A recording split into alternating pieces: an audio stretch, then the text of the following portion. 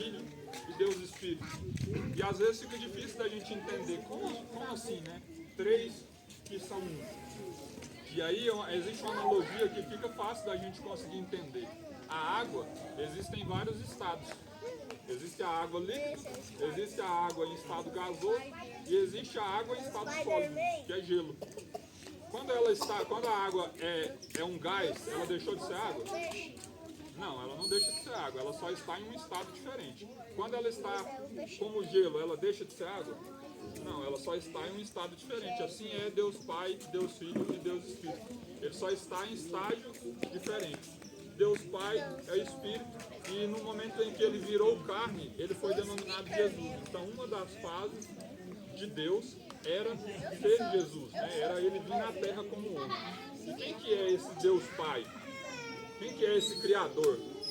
Às vezes a gente está no nosso mundo, na nossa realidade, a gente às vezes não para pensar na grandiosidade que é a Terra.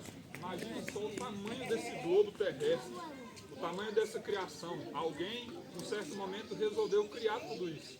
Criou a árvore, criou os pássaros, criou os animais, né? E em um certo momento ele resolveu criar nós, os seres humanos. E esse Criador que criou tudo isso, ele resolveu um dia vir aqui na Terra para poder nos resgatar. Por quê? Porque ele via que nós, como seres humanos, o nosso DNA de ser humano é ser pessoas falhas, é ser pessoas corrompidas, pessoas ruins.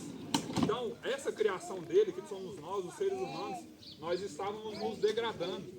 Nós estávamos nos entregando para o pecado, nos entregando para orgias sexuais, estávamos nos entregando para matar, para fazer o mal. Esse é o nosso DNA como ser humano, fazer o mal. Só que aí só existia maldade no mundo. E Jesus, que é o próprio Deus que criou tudo isso, ele teve essa noção de quê? De vir na Terra como ser humano para quê? Para ser o exemplo para nós. Para mostrar como ele, sendo Deus, ele entrou na carnalidade do ser humano para nos dar o exemplo de como ser seres humanos. E aí vocês já pararam para analisar o que Jesus, que é o próprio Deus, que criou tudo isso aqui, como ser humano ele fez para ele conseguir vencer a carne? Alguém já parou para analisar? A palavra fala que Jesus, quando ele chegou para ser ali batizado por João Batista, aí desceu do céu uma pomba que representava o Espírito Santo. E depois desse momento onde ele foi batizado, ele recebeu essa pomba, que era o Espírito Santo, ele foi enviado para o deserto para ele ser testado pelo diabo.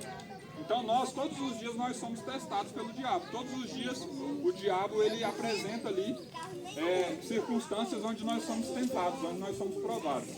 E Jesus, o próprio Filho de Deus, ele precisou de algo mais para conseguir vencer o pecado. Ele só foi para o deserto ser tentado pelo diabo depois que ele recebeu o Espírito Santo.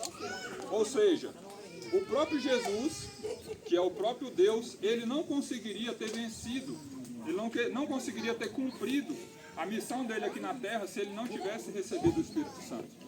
Então, ele veio para dar o exemplo, ele veio como ser humano para ser o exemplo para nós. Então, o que Jesus deu como exemplo para ele conseguir vencer o diabo lá no deserto? Ele recebeu o Espírito Santo. Então, nós temos que ter essa consciência que nós só conseguimos vencer o pecado quando a gente recebe esse poder, que é o poder do Espírito Santo. Não adianta a gente saber o que é certo e o que é errado. Não adianta alguém chegar e ficar falando assim, ó, isso é certo, isso é errado, isso é errado. Nós sabemos o que é errado, todo mundo sabe o que é errado. Todo mundo sabe que matar é pecado, todo mundo sabe que roubar é pecado, todo mundo sabe que orgulho, não querer a ajuda de ninguém é pecado. Todo mundo sabe que inveja é pecado, todo mundo sabe. Não precisa de ninguém ficar falando. Agora o que a gente precisa saber é como vencer o pecado. Como que a gente consegue vencer o pecado? E Jesus ensinou. Que é como? A gente recebendo o poder do Espírito Santo. Sem o poder do Espírito Santo é impossível. Nem eu estaria aqui falando para vocês sem o poder do Espírito Santo, porque não faz sentido.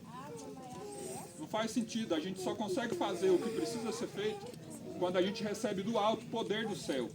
Poder do nosso Criador. Então, ao receber o Espírito Santo, ao receber esse amor, que o próprio Jesus veio na Terra para nos explicar, para nos ensinar, para ser o exemplo, a gente passa a fazer aquilo que nós não conseguimos fazer quando nós não tínhamos Ele, né? No Velho Testamento não existia Espírito Santo. No Velho Testamento só existia isso é certo, isso é errado. Isso é certo, isso é errado. E a gente vê todo o Velho Testamento as pessoas tentando cumprir o que era certo e o que era errado e não conseguia. E aí Jesus veio para quê? Para trazer do alto esse poder. Aí a gente imagina o Pedro, que foi um dos discípulos de Jesus. Ele passou aqui 3 anos e meio com Jesus. Jesus, o próprio Deus encarnado, ensinando. É como se eu pegasse aqui... Qual é o seu nome? É como se eu chegasse aqui hoje e falasse assim, Vitória, vem e siga-me. E aí a gente começa a fazer isso aqui, reúne e começa a falar o que tem que ser feito. Só que aí chega um certo momento que aí eu vou ter que ir embora. Vamos supor que era Pedro, né? Aí chegou um momento que Jesus foi embora e ficou Pedro lá sozinho. Pedro sabia, ficou 3 anos estudando, recebendo instrução. É como se nós viéssemos aqui 3 anos e ficasse aqui falando para vocês. Falando. E aí chega um momento que nós vamos embora. Foi o que aconteceu, Jesus foi embora e deixou Pedro lá. Aí o que aconteceu? Pedro deu conta de ir lá e fazer o que ele aprendeu com o mestre? Pedro não conseguiu. Não adianta a gente ficar 3 anos, 10 anos na igreja, insistindo que a gente não vai conseguir fazer o que o nosso mestre, que as pessoas estão nos ensinando, se a gente não acontecer o quê? Se a gente não receber o Espírito Santo. Que foi o que aconteceu com Pedro. Pedro ficou 3 anos e meio aprendendo com Jesus. Chegou um momento que ele precisou pregar e ele não tinha coragem. E ele só começou a ter coragem quando veio o poder do Espírito Santo sobre ele. Quando ele veio sobre ele o poder do Espírito Santo, ele criou ousadia, ele criou intrepidez. E assim vocês podem me ver como Pedro também. Eu não tinha um pingo de autonomia para poder chegar e falar para um público desse aqui. Não tinha coragem, eu não dava conta de falar nem para 2 nem para 3 pessoas. Por quê? Porque a gente é corrompido pelo pecado, a gente perde a autoridade. E se nós, sem o poder do Espírito Santo, nós só somos mais um na terra, querendo fazer algo. E a gente não consegue fazer. Assim como Pedro precisou de receber o Espírito Santo, eu preciso, e cada um de vocês aqui precisam. Para quê? Para poder conseguir vencer o pecado, para conseguir fazer o que precisa ser feito, que é fazer o que a gente tem aprendido na palavra. E aí o que a gente precisa para receber o Espírito Santo? A palavra fala que todos aqueles que pedirem o Espírito Santo, todos aqueles que acreditarem com fé no seu coração, que acreditarem em Jesus, já têm o Espírito Santo. Todos aqui acreditam em Jesus como Filho de Deus, já receberam Ele como Senhor e Salvador das suas vidas. É isso que precisa para ter o Espírito Santo. E às vezes a gente tem dúvida, será que eu tenho o Espírito Santo? Tem muitas igrejas que às vezes pregam que a gente só tem o Espírito Santo se a gente falar em línguas. E não é verdade, isso não é verdade. Falar em línguas é apenas um dom. É algo mais que alguém tem condições de fazer, tendo o poder do Espírito Santo. Mas não precisa de falar em línguas para ter o Espírito Santo.